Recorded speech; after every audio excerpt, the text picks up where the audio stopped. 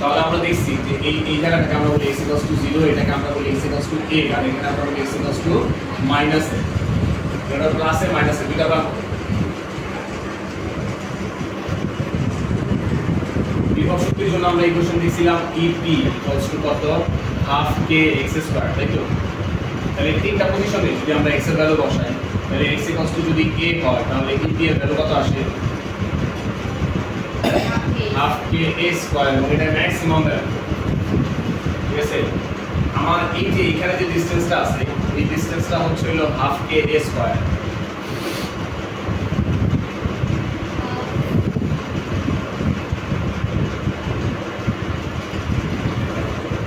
x = 0 অবস্থানে EP = 0, x = -a অবস্থানে EP কত হবে,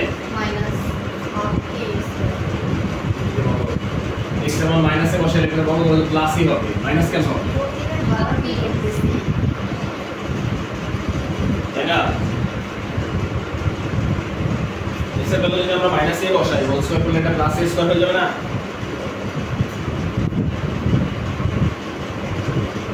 আবার গতিশক্তির ক্ষেত্রে দেখছি আমরা কি ek = কত, half k a square minus x square, তাই তো?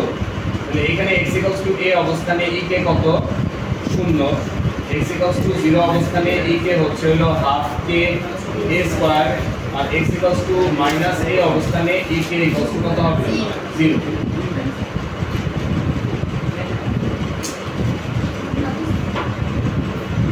কি বুঝলাই? যে কোনো অবস্থানে বিভব শক্তি কত,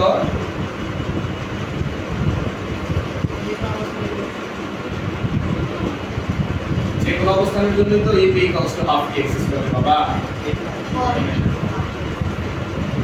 এটা তো যে কোনো অবস্থানের জন্য, x যে কোনো অবস্থান না, x টা তো যে কোনো অবস্থা, পার্টিকুলার অবস্থানগুলো তো এখানে বলে দিচ্ছি। বিভব শক্তি আর গতি শক্তি যে কোনো অবস্থানের জন্য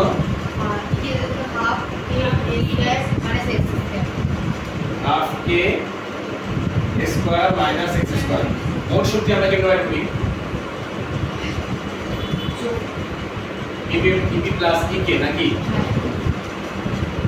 তাহলে এখানে কি আসে, হাফ k কমন নিলে x square plus a square minus x square, কাটাকাটি গেলে হাফ k s। ঠিক আছে, তাহলে আমরা একটা সহজ সরল স্পন্দন সম্পূর্ণ গতি সম্পন্ন করা, ঠিক আছে, মোট যে শক্তি, এই মোট শক্তি সবসময় হাফ k স্কয়ার। আর এখানে আমরা দেখতে পাচ্ছি যে বিভব শক্তি সর্বোচ্চ, আর এখানে দেখো যখন বিভব শক্তি সর্বোচ্চ তখন গতি শক্তি সর্বনিম্ন, আর যখন গতি শক্তি বিভব শক্তি সর্বনিম্ন তখন গতি শক্তি সর্বোচ্চ।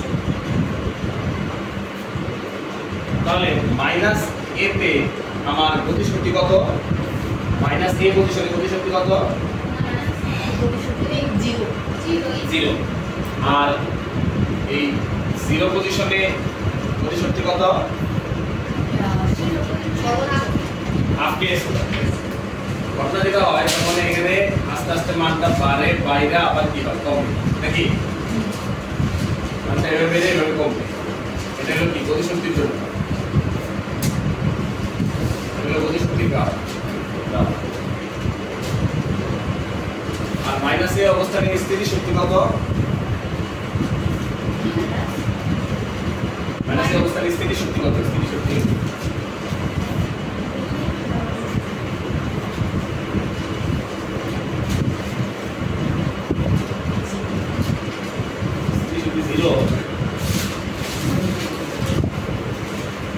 মাইনাস অবস্থানে স্থিতিশক্তি হাফ কে স্কয়ার কি বলবো? ও আল্লাহ রে, বিভব শক্তি আর স্থিতিশক্তি একই জিনিস।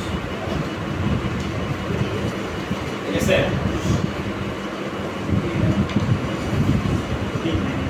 তাহলে এখানে হলো হাফ কে স্কয়ার আর x ইকুয়াল টু 0 পজিশনে বিভব শক্তি কত? আর আবার প্লাস এ অবস্থানে হাফ কে স্কয়ার। তখন এখানে হাফ কে স্কয়ার, এখানে 0, এখানে আবারও হাফ কে স্কয়ার।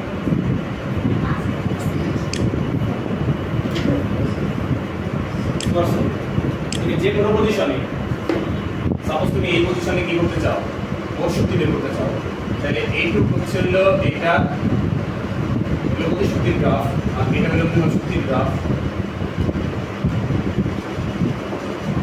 তাহলে এই বিন্দুতে মানে এই পজিশনটা মানে x এর এই পজিশনে এতটুকু হলো বিভব শক্তি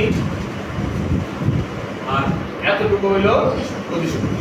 তাহলে এতটুকুর জায়গায় এই যে এতটুকুর উপরে বসাই দিলে তুমি টোটালটা কি পাবে? সেই হাফ কে স্কয়ারই পাবে। তাহলে এখানকার যে কোনো পজিশনে, তাই না, এই পয়েন্টে বিভব শক্তি এতটুকু, গতি শক্তি এতটুকু, এটার মাথায় নিয়ে এতটুকু বসাই দাও, এটা দেখো কি হয়ে যাবে। বিভব শক্তি সবসময় যে কোনো বিন্দুতে তুমি কি পাবা? হাফ কে স্কয়ার পাবা। ওকে, টপিক ক্লোজ।